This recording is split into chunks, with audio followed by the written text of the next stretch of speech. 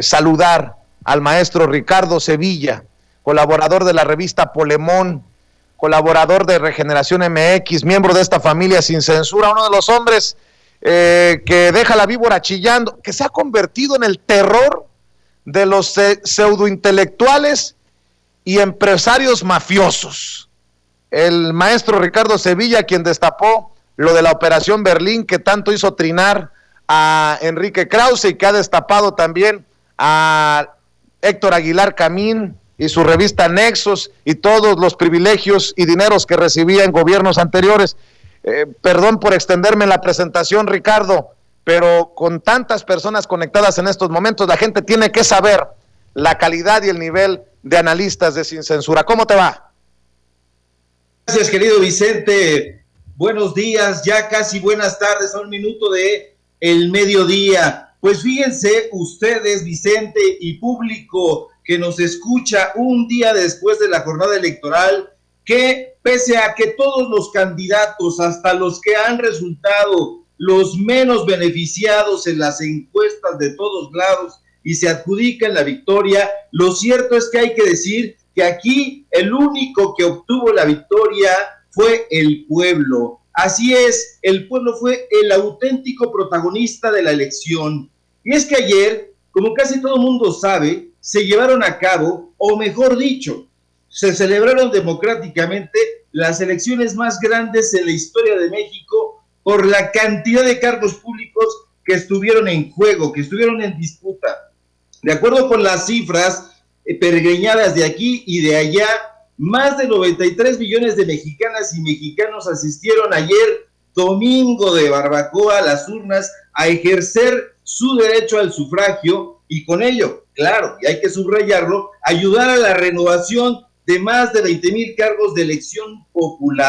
popular que no elitista. Y fíjense, pese a que desde las páginas de Excelsior, Milenio, El Financiero, personajes como Pascal Beltrán del Río, Carlos Marín, Ricardo Rafael y el proverbial e infatigable e incurioso Raimundo Rivapalacio proclaman como triunfador de esta elección al Instituto Nacional Electoral, lo cierto es que los auténticos vencedores de estos comicios, Vicente, fueron, por un lado, los más de 48 millones de mexicanas y mexicanos que acudieron, que se decidieron a ir a las urnas. Y por otra parte,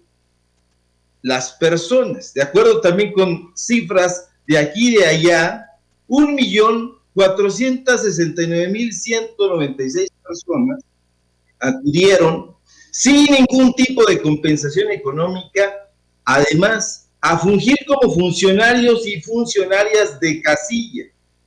Y esto quiere decir que el INE, y hay que decirlo también tajantemente, no solo está integrado por estos 10 consejeros electorales y el racista y tendencioso consejero presidente, ni por la burocracia, que no siempre es empática ni neutral, y que percibe además un sueldo por coordinar la logística de una elección, la que sea, es la que cargó sobre sus hombros el ejercicio democrático, el ejercicio electoral de ayer. Fíjense que en una votación como la de ayer,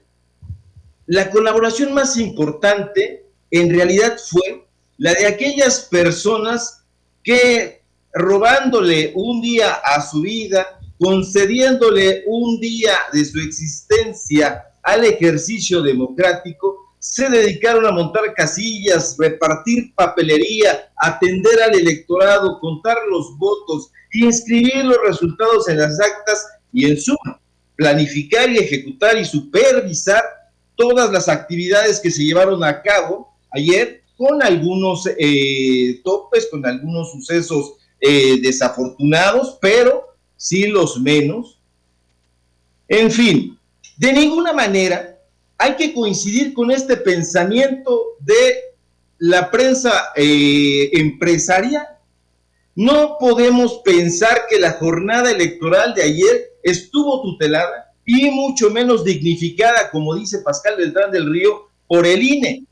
sino por el esfuerzo de este 1,5 millones de hombres y mujeres que, con redoblados ánimos democráticos y sin percibir un solo peso, ni tortas de jamón, trabajaron durante todo el día e incluso buena parte de la noche, porque ya ven que claro, algunas se extendieron para facilitar el voto ciudadano y autentificar el proceso.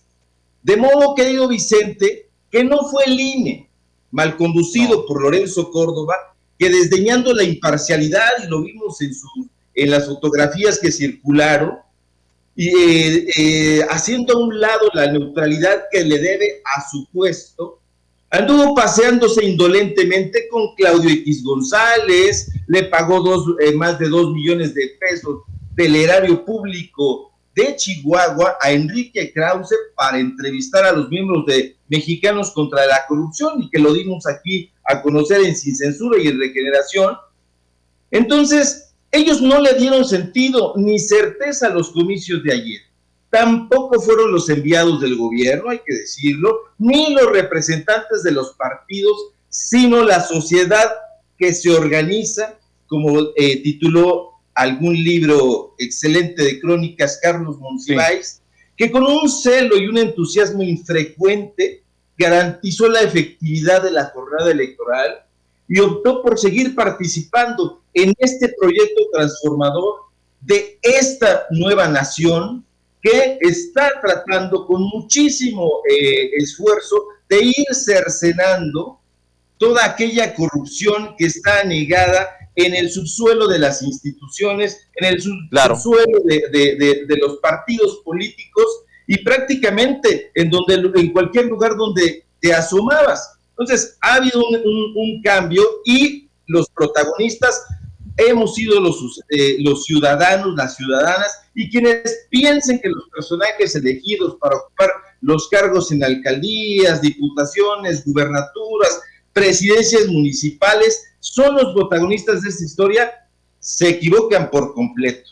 Estos políticos